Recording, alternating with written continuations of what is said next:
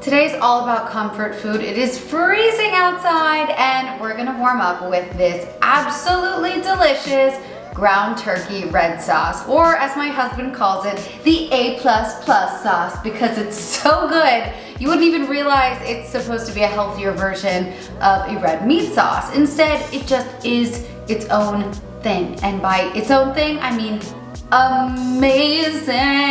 A really good sauce is a labor of love, whether you are going traditional bolognese that takes hours, or making a sauce like this, which takes about, I would say, 30 to 40 minutes. I know.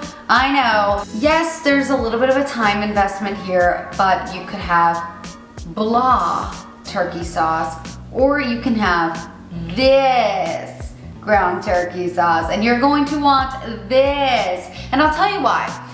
The main thing that happens in this sauce recipe that is so important is that we kind of caramelize our turkey. We sear it in the pan and we let it cook for a long time to develop those golden brown bits on the bottom of the pan, aka that rich, deep, gravy-like kind of flavor. And then we're using a white wine to deglaze that flavor and have it become part of our sauce. So there's a lot happening. This is really easy though, and I think you're gonna love it, because I know you personally and everything. All right, so let's get cooking. We're gonna kick it off with the ingredient prep. I am dicing half of a large white onion. If you don't have a large white onion, but you have two smaller, sweeter onions hanging around, you can use those. We're then gonna mince some garlic. I'm using 4 juicy cloves of garlic. You can never go wrong. On the stove, we're gonna heat a saute pan, preferably a large one, on a medium heat and season with 3 to 4 tablespoons of olive oil.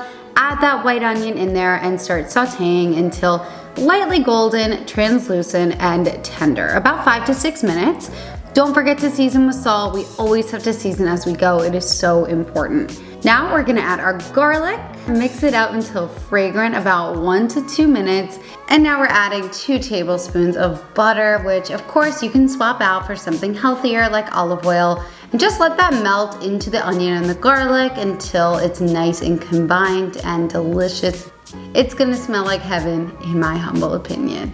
Here's the most unattractive part of the video. Plop that blob of ground turkey into the pan and adjust the heat to high. Season with salt. I'm doing about 2 to 3 generous pinches, and break the meat apart with your spatula until it's in like small-ish clumps. Then stop touching it. In 1 to 2 minute increments, you're gonna let it sear and slowly develop a nice golden brown crust or residual bits on the bottom of the pan. So continue to do this. I cooked the turkey for 10 to 15 minutes until the bottom of the pan was this deep golden brown color. Those are those golden brown bits and we love them. We're gonna deglaze them with some dry white wine. I'm using a Sauvignon Blanc. I don't recommend using any buttery Chardonnays here. I think dry, crisp, bright is what we are going for. And in my recipe, I do include some swaps if you don't wanna cook with wine or if you're on Whole30. Now we're gonna get to scraping those bits off the bottom with a spoon or a spatula. Add your dried herbs, dried parsley, basil, and oregano. Toss it into the meat. And finally, it's time for our tomatoes. I am using crushed San Marzano tomatoes. You can use any crushed tomatoes that you find at the store, but I love San Marzano. And I'm adding tomato paste, just mix it in there. And then our final ingredient is balsamic vinegar. It actually adds a nice depth of flavor. Let that sauce simmer on a low heat and cover for 10 to 20 minutes. Of course, you can throw the sauce on some pasta. Or I have a great version for my Whole30 people, my healthier people. Another great way to use the sauce is to put it on some roasted broccoli steaks and top with lemon zest. In this time, you can either roast your broccoli, prepare your zoodles, cook your pasta, whatever you want. But if you are making pasta, we're gonna bring that al dente pasta back into the pan and toss it in the sauce. Something I like to do is grate cheese onto the pasta before I toss it in. This helps the sauce stick to the noodle, and of course, cheese adds so much flavor. We love that. If you're making the broccoli or the healthier version, just add some lemon zest on top.